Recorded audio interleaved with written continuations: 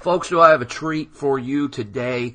I met this gentleman about 3 or 4 years ago in Florida at the National Autism Conference, and we talked, and I just, right then, after reading many of his articles and studies and what have you, I knew I had to have him on the show, and then we kind of lost contact, and every once in a while I would think about getting him back on the program, and something would happen, and it just happened this time after this last article that I read from him that I knew that we had to get Dr. Russell Blaylock on the program. So today, as soon as we get back from the break, we're going to have Dr. Russell Blaylock on for the entire hour. You are listening to Linderman Unleashed on naturalnewsradio.com. All right, folks, welcome to Linderman Unleashed. I'm your host, Curt Linderman Sr., bringing you the bare-knuckled right hook of truth to any that would try to put the chokehold on your liberty and health freedom. As I promised at the beginning of the program, Dr. Russell Blaylock is on today. Doc Blaylock, how you doing, man? Doing very good. Appreciate the invitation. Well, man, I'm thrilled. In fact, I even went upstairs and this sounds kind of comical, but I even went upstairs and I had my smartphone on me, and I got your email back when I emailed you and said, I don't know if you remember me, but I'd sure love to have you on the program. And at the time, I was on Linderman Live with Autism One Radio, and then when you emailed me back saying, sure, I remember you. You were that martial arts fighter and everything. I took it up and said, God, look, Kim, he remembers me. So it was kind of silly. But I'll tell you what, we've got so much to talk about today, and I really want my listeners to hear your take on this.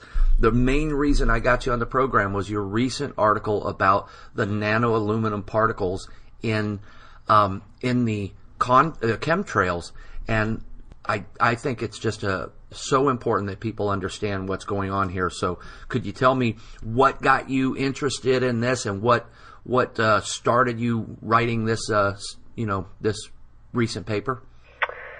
Well, the connection has been the aluminum in the vaccines. I wrote several articles about the effect of the adjuvants in vaccines, including the mercury and the aluminum effect. Then I found some articles about the chemtrails, and there was a lot being said about it, and I wasn't too sure whether it was true or not, because in my state we rarely saw them. But as I started looking on the internet, and I would see these states in which there were these crisscross patterns, and they were very tight patterns, and these geometrical shapes, where it was obvious it was a purposeful covering of the atmosphere with these patterns. And the trails were so long. Well, now, we're starting to see them in my state. And as I look at them, they go from horizon to horizon. Well, I've been alive long enough to know that jets never did that in the past. And I see the same patterning effect. Now, where they're crisscrossing, it's an obvious pattern. And so I looked into the literature and some of the reports and YouTube videos, and they were saying that they were dropping one of the ingredients was aluminum. Well, I had done a fair amount of writing and research on the effect of aerosolized chemicals in the nose when you breathe them. And what we knew was that these particles tend to travel along the olfactory nerves, which are the smell nerves in the nose, and it travels directly to the part of the brain that has to do with memory and emotions, the hippocampus, the entorhinal area, and the prefrontal cortex, and that you can trace these chemicals traveling along that nerve and depositing in this area of the brain. The other thing that was known is that if you aerosolize aluminum, it's one of the metals that passes very easily along this track and directly into the brain, so it bypasses the blood-brain barrier and goes directly into the brain and accumulates. Well, if you do it in animals, it produces lesions or damage in that area of the brain, and the animal will begin to show changes of memory and learning and emotional changes. When we look at people who have Alzheimer's disease, ironically, the highest concentration of aluminum in the brain is that same entry point, what's called the entorhinal cortex, and the levels continue to accumulate. So we have compelling evidence that aerosolized aluminum alone will enter the produce damage to that critical area of the brain. The worst of all is the nanosize. Now, nanosize means you make it such a small particle that it easily penetrates skin, it penetrates barriers in the body that normally metals cannot pass through. When you nanosize and produce these incredibly small particulate matter, it passes very easily. So when you nanosize aluminum and you use it in these aerosols through the nasal passages, it enters the brain in very high concentrations. And they find that the nanosized aluminum in the brain is infinitely more toxic. Now, one of the toxic reactions to aluminum is intense inflammation and activation of cells in the brain that are the immune cells called microglia. Aluminum is a very potent activator of these immune cells, and that triggers the release of a powerful substance called glutamate, which is an excitotoxin. It causes cells to die from an excitatory mechanism, kind of complex mechanism, but it is a combination of inflammation and excitotoxicity. And I coined the term in the medical literature called immunoexcitotoxicity to describe that process. So we know that occurs. We know it occurs very easily. Now, the reports are coming out now that what they're spraying is nano-sized aluminum, and the idea is the whole concept of preventing global warming. And they nano-size the aluminum so it'll stay in the upper atmosphere longer, supposedly as a reflective compound, metal. The problem with that, even from a climatologic description, is that if you make it into cirrus-like clouds rather than reflecting it upward and out of the atmosphere, it reflects the heat downward and actually causes global warming. So you could envision that they're doing this on purpose to make the atmosphere heat up so they can see the atmosphere is warming up. But what I'm concerned about mainly is the medical effect, and that's because of this very strong connection between aluminum passing through this pathway into the brain is so strongly connected with Alzheimer's disease and other diseases of memory. If you're aerosolizing this and spraying literally tons of it over the world, and people are constantly breathing that aerosolized nano-sized aluminum, which will easily penetrate filters in your air-conditioned system, enter your home. So you're breathing it 24 hours a day, producing high levels of aluminum in this part of the brain, and the consequences could be absolutely devastating. It could cause a huge increase in Alzheimer's disease and inflammatory neurological disorders. Now, I watched YouTube, which was a geoengineering conference that the government had put on. And in the conference, one of the questions somebody in the audience asked, well, what is the medical effect of spraying aluminum in the atmosphere? And the speaker said, well, we don't really know, but we're in the process of researching that. Well, of course, that was an absolute lie. We do know what it does. Right. But the fact that they were admitting that, in fact, they were going to spray, they gave it in the future tense, that they were going to spray aluminum. The evidence now from the examination by biologists and scientists around the world is that the aluminum level in the lakes and streams and trees is increasing enormously. Some areas have incredible elevations of aluminum in the groundwater and in the vegetation. So if this indeed is happening, we're looking at a medical catastrophe that's worldwide. Well, and one of the main things that bothers me about that is we see the same thing with the vaccines. We're going to put all these vaccines together and inject them into your child. Well, have we tested that? No, we don't. We don't know what's going on. To already implement this program and have it going out, literally, I live in Missouri, and I can tell you, on any given day, it's chemtrail after chemtrail after chemtrail. Just, it's ridiculous. It covers the entire sky on certain days. And not knowing what the health impacts are, that's criminal. Well, it is, and I've been on several programs, and that's what my statement was, that it's criminal, and whoever's doing this should be charged with a criminal act. This could kill thousands, if not millions, of people eventually. I mean, if you're inducing Alzheimer's disease on a worldwide scale, and you're inducing a number of diseases just from breathing it. I mean, within the lungs, you can produce asthma, you can produce chronic lung disease.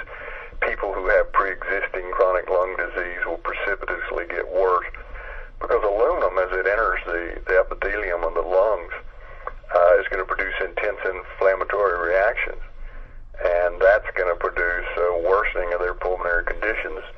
Also, the aluminum is absorbed into the bloodstream, can be deposited in the heart. People with heart failure would get worse. People with hypertension would get worse. Numerous diseases could be precipitated and worsened by such an insane policy. But it is criminal. It's a criminal act. Yeah, no doubt. No one was asked permission to do this. This was not announced publicly. This was not entered into a public forum, so these health issues could be discussed. They just secretly have done it on a worldwide scale of an enormous proportion, dropping hundreds of thousands of tons of this product in the atmosphere. Exactly. The thing about it, it's irreversible. Once it enters the streams and the waters and the plants, there's no way to remove it. You've destroyed massive amounts of the environment. Yeah, and I'll tell you what, when we get back from the break, I want to talk about how the deniers out there, the skeptics out there, are just making themselves look completely ridiculous. Hey, folks, don't forget to support our sponsors. They support this radio program. We're going to be right back. You're listening to Linderman Unleashed with Dr. Russell Blaylock as the guest on naturalnewsradio.com. All right, folks, thanks for staying with us. Dr. Blaylock, this stratospheric aerosol geoengineering is what we're referring to when we're talking about these chemtrails, and I love how you talked about the fact that when you were younger, you knew what contrails looked like. They lasted about maybe a couple of 100 or 1,000 feet, and then they slowly dissipated. And what we're seeing now is just a structured blanketing of the atmosphere, and basically what comes up has to come down. I remember that old song, and it's really frightening because I'm reading in preparing for this interview. I like looking at both sides of the issue, and I'm looking at these skeptics, and they're talking about, well, these studies that were done, samples that were taken, they were taken off of aluminum-sided buildings and all this idiot crap that they're talking about. And it's like, what aluminum-sided buildings are you talking about? Because what I'm seeing is they're taking it out of one of the tributaries of Lake Shasta, off the snow caps, the snow-capped mountain of Mount Shasta. They're taking it out of the bark of trees that have died from aluminum toxicity. This is all, so blatantly real. I just can't believe that there are skeptics out there that can deny this. Well, the skeptics usually are people who are involved with government somehow, and that's their job. Their job is to debunk it. The problem is that we have people who are trained biologists who are taking water samples, like you say, from lakes and streams. We have biologists from all over the world that are sampling it from the leaves of trees and plants and the fauna in Hawaii, in the Pacific Northwest, in Arizona. So they're doing it all over. All of them are finding the same things. And, of course, we have records of the levels of aluminum in the lakes and streams and vegetation that go back many, many decades. And so it's easy to compare. And what we see is over the last 10 years has been an astronomical increase in the aluminum, not just a minor variation, but an astronomical increase in the aluminum level. And, when you look at it worldwide and you see the same thing, the skeptics just sort of fade into the world of nonsense. No. Most of the time when I see skeptics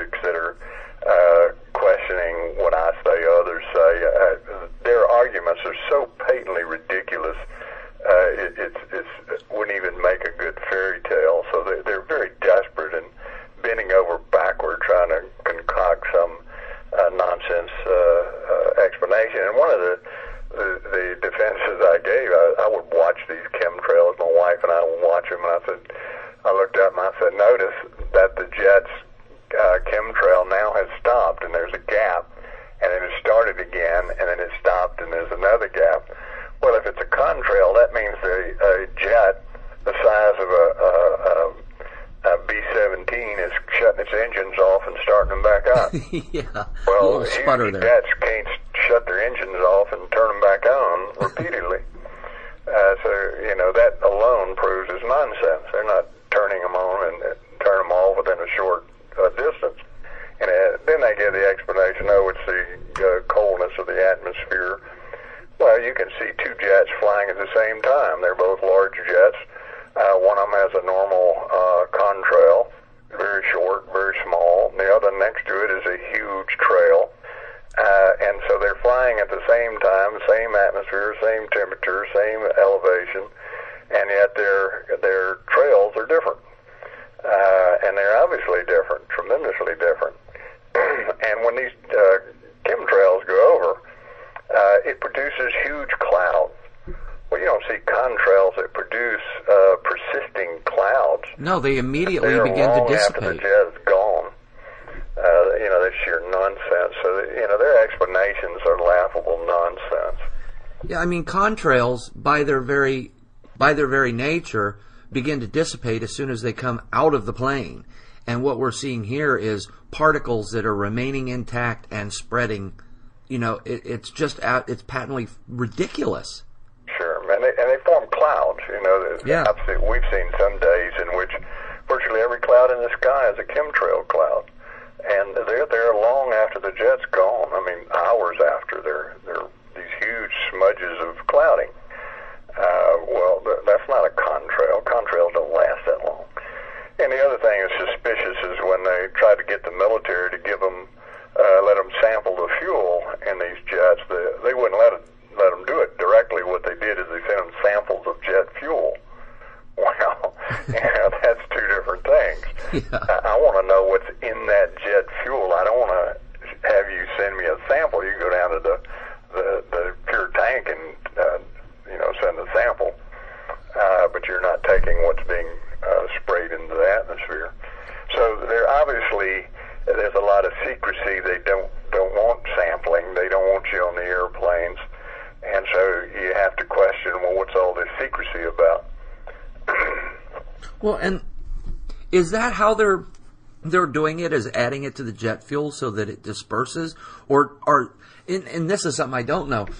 Is it a big C-130 or something that's got these huge tanks and the pilots are fully aware of what they're doing?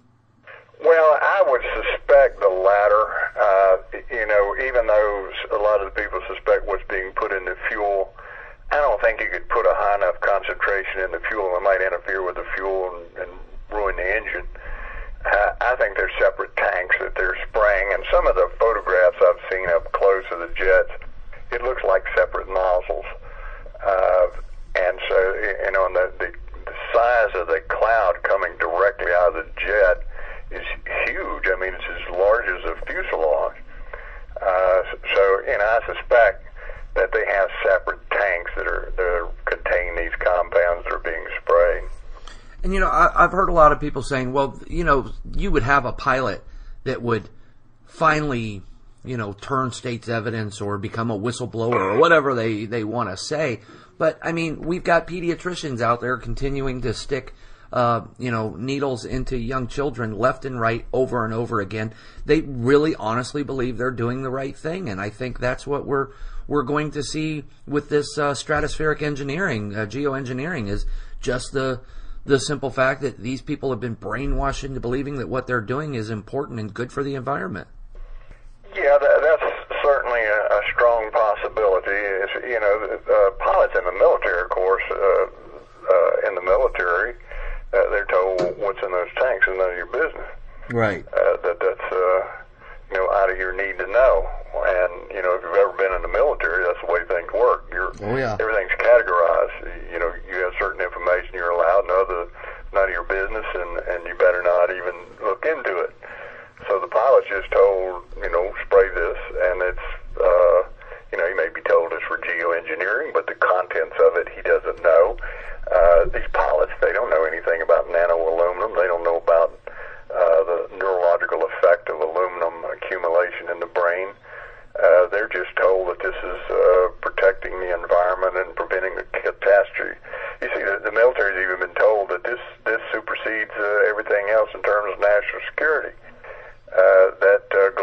warming is the greatest threat to our national security, which is sheer nonsense.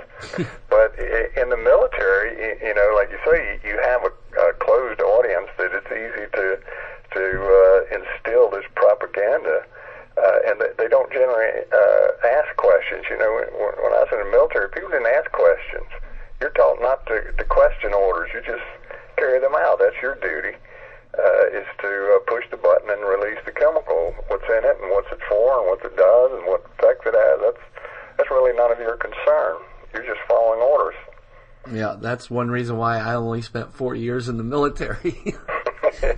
Because I ask questions, and sure. they don't like that. Don't like questions. No.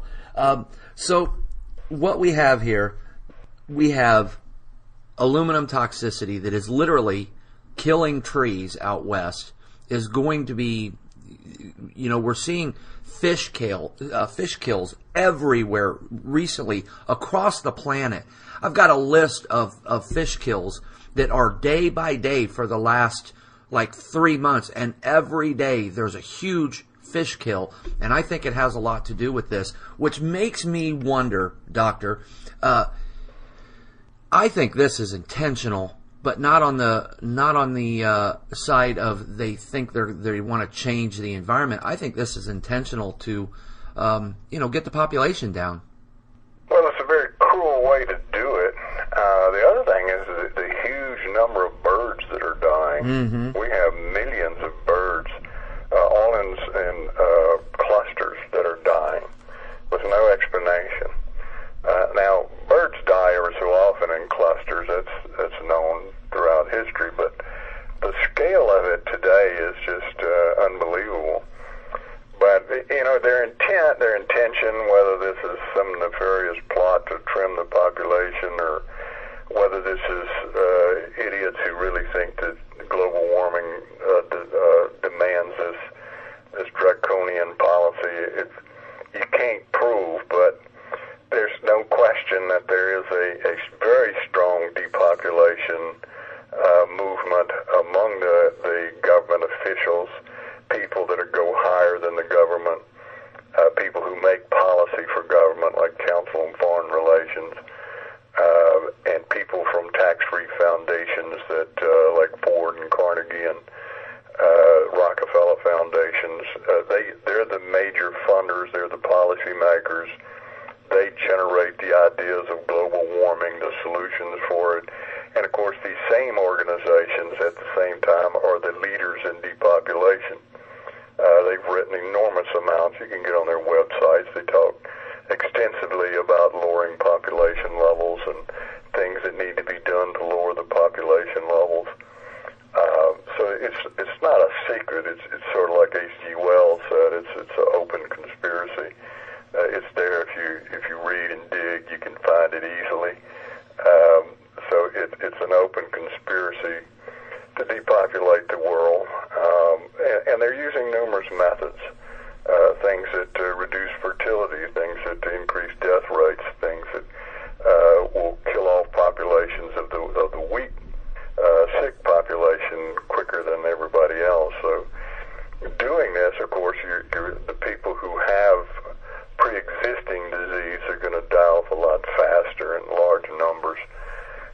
There's got to be a saturation point at which they're dropping so much of this material, polluting the atmosphere in such high concentrations that we're going to see a sudden increase in mortality, a sudden increase in these diseases that's going to go unexplained by orthodox scientists and medical experts.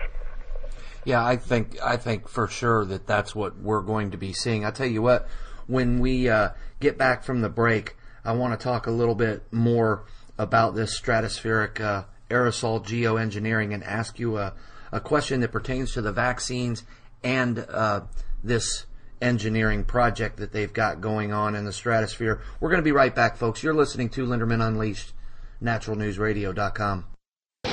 All right, folks, thanks for staying with us. I've still got Dr. Blaylock on the program. If you want to check out his stuff, you can go to www.BlaylockWellnessCenter.com. And if you haven't subscribe to the Blaylock Wellness Report. What's wrong with you?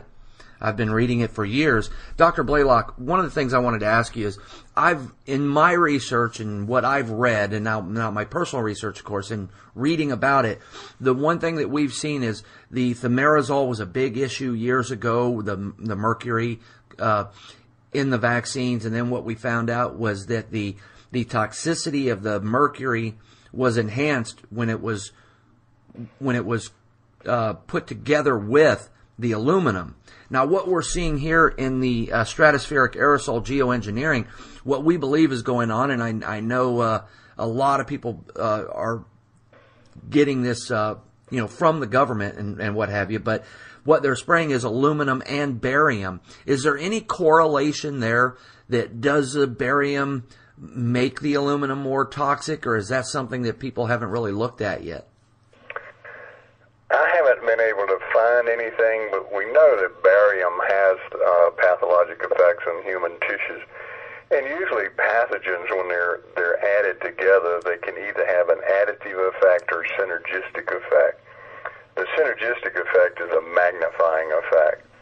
It's sort of like if you have something that has a 2+ toxicity and another chemical that has a 3+ toxicity, instead of a total of 5+, when you put them together, you get a 25+. Mm-hmm. That's what synergism is. It's an incredible magnification of the toxicity when they're added together. And that certainly could be the case with barium and aluminum, particularly the nano-size aluminum, which is infinitely more toxic than normal particulate or solutions of aluminum. Now, the other thing, you mentioned this earlier about like the asthma and what have you. When this aluminum gets into the body, it's going to deposit in all parts of the body. You breathe it in, you're going to swallow some because it's going to be in the soil and on the food and everything else. So it's going to be deposited throughout the body. And we've already got recent CDC reports from an interview type anecdotal study. It was 1 in 50 with autism. Now, I'm a firm believer in my personal life that aluminum is playing as big of a role as the mercury, if not a larger role, in the autism epidemic. We're still injecting our children with autism, and now we've got these chemtrails with nanoparticleized aluminum dropping onto our homes, our land, getting through the furnace because it's nano, so we're breathing it in, like you said, 24 hours a day. I think we're going to see, not just with Alzheimer's, as you discussed earlier, but with autism and other neurodevelopmental issues like that in our children. If it's dangerous to the older folks, I can only imagine what it's like to a fetus, where the mom's carrying the child and getting exposed to this, and then it comes out to onto the planet with all this crap in it. Well, you're right. It's a big danger of the pregnant woman breathing in this material and ingesting it, raising her blood levels of aluminum, particularly the nano size, could easily pass through the placenta into the developing baby. And a developing brain, of course, is infinitely more sensitive to these toxic substances. The nano aluminum in a developing brain is going to cause the brain to develop abnormally and produce chronic inflammation in the brain. And when we look at autism, what we see is the brain is chronically inflamed even for decades. They examine autistic people up to age 45 and found that their microglia, their inflammatory cells in the brain, were still activated. So it's a very, very prolonged activation. Now, that's what the adjuvants in the vaccines do. You add the mercury and the aluminum, both of which are powerful adjuvant enhancers. That is, it makes the immune reaction hyper intense. Well, it doesn't just make it hyper intense in the body where you inject it, but it also spreads to the brain. The brain becomes incredibly inflamed, and that's why these little babies scream and holler for days or weeks. That's why they have seizures. That's why they develop narcolepsy. That's why they develop all of these complications that are accepted vaccine complication. I've written a number of scientific papers. It's in the literature, literature on the Medline about the mechanism by which vaccination process produces autism. Well, the accumulated evidence we have from the scientific literature is so convincing and compelling. It's unbelievable that we still have people resisting the idea of the connection. Yet we do, and it's because of the enormous money. It's because the vaccines are part of the population control process. So they gear up their forces, they control the media, and so the media tells their story and they will not tell the real side of the story. And unfortunately, what I've found is the people that are involved in the autism question, the groups, they're off on different tangents and they're not looking at a central mechanism. That's the lectures I gave that you attended. Mm-hmm. I was trying to emphasize to them, you're never going to win this argument unless you show a simple central mechanism. There's got to be a mechanism by which the vaccines are doing this. Well, when we look at experimental literature, if you take animals and you inject them with an adjuvant, an immune enhancer, their brain becomes hyperactive in terms of inflammation and excito-toxicity. You can do that regularly in every species of animal, so it's something that happens. Well, you look at what we're doing in children. We give them anywhere from 6 to 8 doses of powerful adjuvant in one office visit. Then 2 months later, you repeat that. You give it to them again. Well, there's a process called priming of microglia, and that is when you give that first series of injections, it primes these immune cells in the brain to overreact. The next series of injections causes an intense outpouring of immune chemicals and excitotoxins at the same time. Every time you repeat that, which they're doing every 2 months for a year, they're repeating this process of multiple adjuvant injections in children. Well, during the first 2 years after birth is when the brain has its most intense development. And so when you produce this inflammation, this excitotoxicity in the brain during that period, the brain's abnormally formed. It's abnormally functioning. And that's what we see in Alzheimer's, the very exact pathologic finding you see when you do this in animals. So it's a simple mechanism, well demonstrated. It is absolutely insane, the vaccine policy that we have in this country. It's almost assured to produce these problems, and yet it's completely ignored. And now, even more shockingly, they're telling pregnant women they should have these injections of vaccine. Yeah. Well, if you do that in experimental animals, you increase the risk of autism and schizophrenia about 6-fold. So you're looking at something that when we do it experimentally, you're going to massively increase the incidence of autism and schizophrenia about 20 years after birth. For the schizophrenia, in about 4 or 5 years, or down as low as 2 years after birth, in case of autism. Well, I'm not surprised we've seen this massive increase in autism since the 1980s, because that's when they changed the vaccine schedule and started giving these mass injections every 2 months.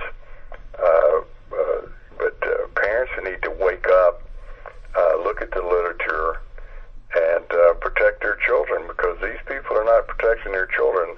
Now, you take your average pediatrician, this material I just presented to you, they've never heard of it. They don't have a clue. They've never heard of sickness behavior. They don't know how microglia work. They don't know about immunoexcitotoxicity. They've never heard of any of this. They just think vaccines are safe because somebody told them it was, and they concocted some fake studies, epidemiologic studies, to make it seem like it was safe.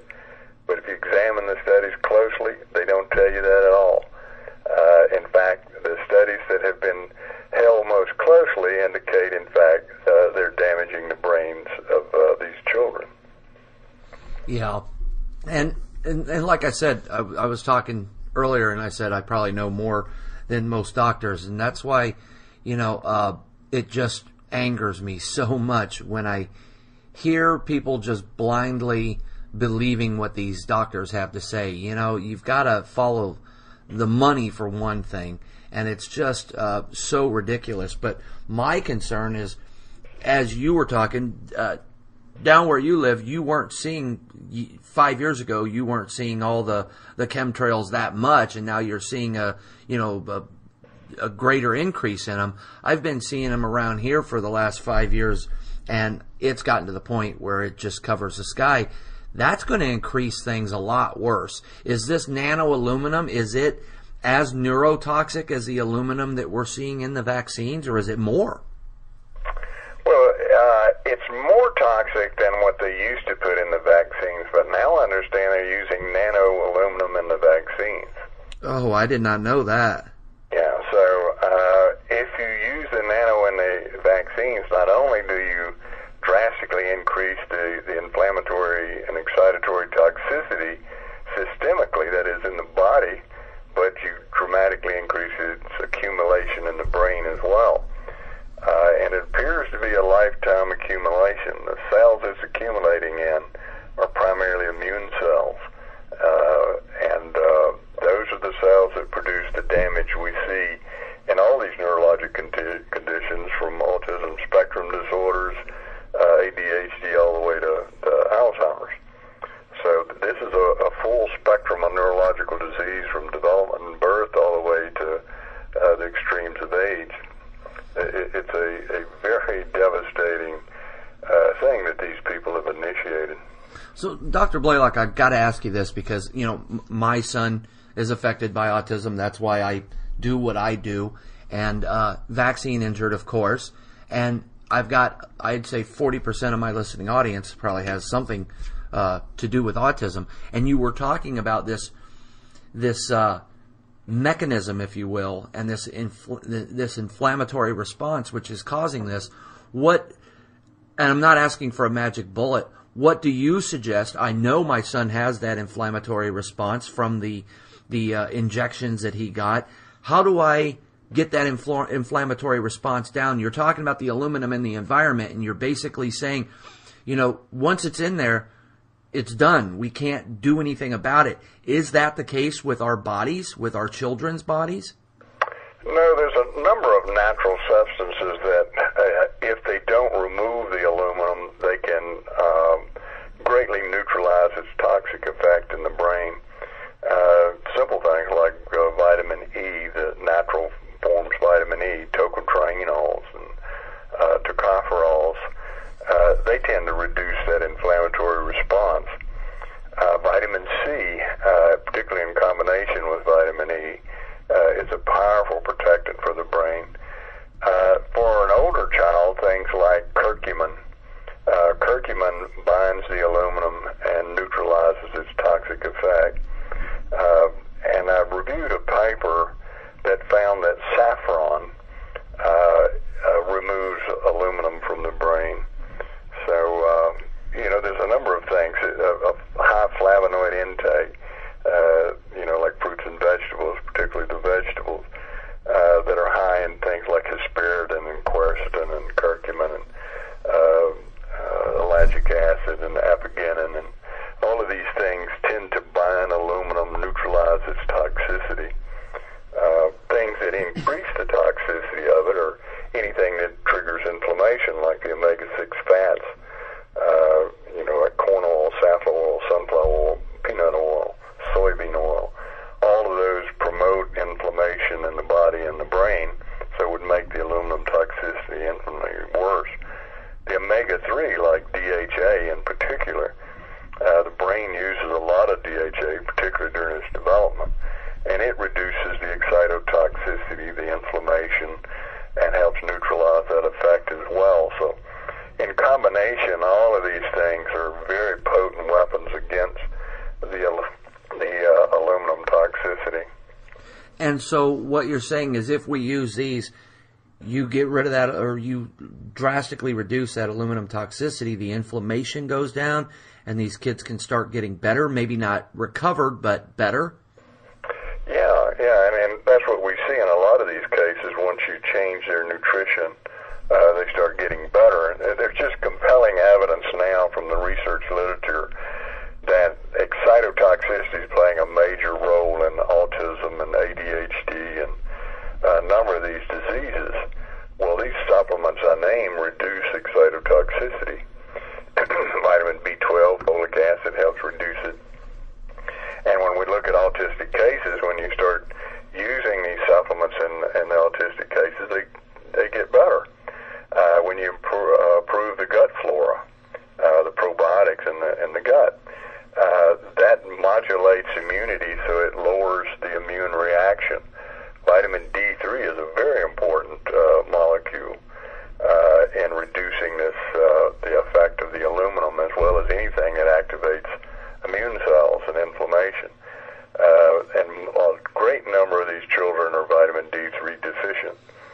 So taking vitamin D3 during pregnancy and giving it to the child after birth and throughout life, raising that vitamin D3 level does a tremendous amount to reduce that immunoexcitotoxic reaction. Yeah. No, everything. The one thing that just blew me away about what you just said is when you were talking about the omega-6s and peanut oil. My son eats incredibly healthy. We eat all organic. He loves his green and red and yellow vegetables. He eats them like crazy. But the one thing he is just fanatic about is peanut butter. Right. Well, generally what you can do with the peanut butter is use the organic peanut butter, pour off the oil that separates, drain it off as much as you can, and replace it with extra virgin olive oil. And when you mix it up, it won't separate anymore, and it tastes just like the regular peanut butter. You don't taste the olive oil. So that's one way to remove a lot of that peanut oil out of his peanut butter. And damn it, I'm telling you what, we get that peanut butter and that oil's up at the top, and we just mix that stuff in to make it creamy. And God, who knows what we're doing. So don't mix the oil that's in the peanut butter. Pour that off and replace it with extra virgin olive oil. Absolutely, I'll do that from now on. Maybe that'll change some things. I'll tell you, when it comes to the one thing that really got me into you years ago, before I started looking at your glutamate receptor research and all that, was just your work on MSG and aspartame. And I guess, there's a lot of people that's got to think that, oh yeah, you got Dr. Blaylock on, you're going to sit around with your tinfoil hats on and talk about all your conspiracy theories and everything. But all of this that you're talking about, the nanoparticle aluminum, the toxicity of the aluminum in the vaccines, the MSG and the aspartame, this is all medical science, proven fact. It's so pathetic how they can, ostracize people for telling the truth. Well, they do, but generally what you find with these people is if they would ever debate me or they want to write something directly that I can answer, I can crush them, because there's so much literature about glutamate toxicity. It's just incredible. Every cell in the body has glutamate receptors, and now we're finding a great number of diseases are affected by high levels of glutamate. For instance, it dramatically increases cancer growth and cancer invasion. It's like a cancer fertilizer. We know that it worsens things like diabetes. It can induce metabolic syndrome. To give high doses of MSG to newborn animals, they develop the metabolic syndrome, type 2 diabetes. So we know there's a great number of diseases, and the list just keeps growing. Well, if anyone's a skeptic, get on PubMed, the official medical government list of medical references. Get on there and type in glutamate or glutamate receptor. You get about 30 or 40,000 pages of articles, 20 articles per page. You won't even be able to read all the titles. There's so many. It's one of the fastest growing areas of research, not just in neurologic diseases, but virtually every disease. We're seeing that the glutamate receptors are universal receptors found everywhere. It's found in plants. It's found in every animal. It's found in every tissue. So it is one of the most critical. 90% of all neurotransmission in the cortex of the brain is by glutamate. Over half the transmission in the entire brain is by glutamate. That far exceeds all the other neurotransmitters combined. And all of them are controlled and regulated by the glutamate receptors. So anyone who talks about this being of no consequence is talking through their hat. They don't know their literature. I write a number of articles on this in relation to brain tumors and the effect on various tissues. So if you want to look at these articles and see the references, I always have 200 or 300 references per article, and you can look up for yourself. I encourage the skeptic to challenge me because I have the literature on my side. The science is on my side, certainly not on theirs. And most of them have no clue what they're talking about. That's true. And it would rather be ironic that we'd be wearing aluminum foil hats. Yeah. Well, this is a common method to just dispel things is make your opponent look like they're just fringe, ridiculous people that are conspiracy nuts. Of course, if you look at the ideas that they're expressing, they're irrefutable. And the whole idea of using these sort of disparaging remarks is to make it where people won't even look at what you're saying. Right. Because what they fear most is that people will look at what you're saying and come back and say, well, that makes a lot of sense. They seem to be making a lot more sense than their distractors. And that's what terrifies them. It was like during the fluoride debate. I remember one of the articles I found was a statement by a professor of dental in a dental school. And he told his fellow professors, he said, whatever you do, don't let them debate fluoride because they'll always win. So just teach them that it's safe and it's good, but no debates. Yeah, exactly. And that's what they're terrified of, is that the public just might look at your data, they might look at your argument and come away thinking, well, their argument is a lot stronger than yours. Right. I'll tell you, we've only got a couple of minutes left, Dr. Blaylock, so if people want to learn about you, I've already given the website, but go ahead and give it again and tell them how to get the Blaylock Wellness Report. Yeah, you can get that through the www.blaylock.wellnesscenter.com. That's Blaylock, B-L-A-Y-L-O-C-K, wellnesscenter.com. And you can find a link to subscribe to the newsletter through that. And on that BlaylockWellnessCenter.com, can they also get links to your previous articles? Yeah, my son runs that site, and he can. It has all the articles on it. I have some that I just finished publishing. I need to add to it. One is on cancer and excito-toxicity. Has to do with a brain cancer, but yeah, we can do that. These are very technical articles, but the public can look at them. They can look at the references and see that this isn't just a lot of nonsense we're making up. It's published in reputable journals. Absolutely. Well, Dr. Blaylock, thank you so much for being on the program, and I really hope you come back. We've got so much to talk about. Well, I appreciate it. All right. I really great. This has been a blast. Well, ladies and gentlemen, don't forget, tomorrow is Food Fight Friday, sponsored by boxorganics.com. Don't forget to check out the show tomorrow. Hope everybody enjoyed today's show. And until tomorrow, don't forget, here at Linderman Unleashed, the gloves are always off.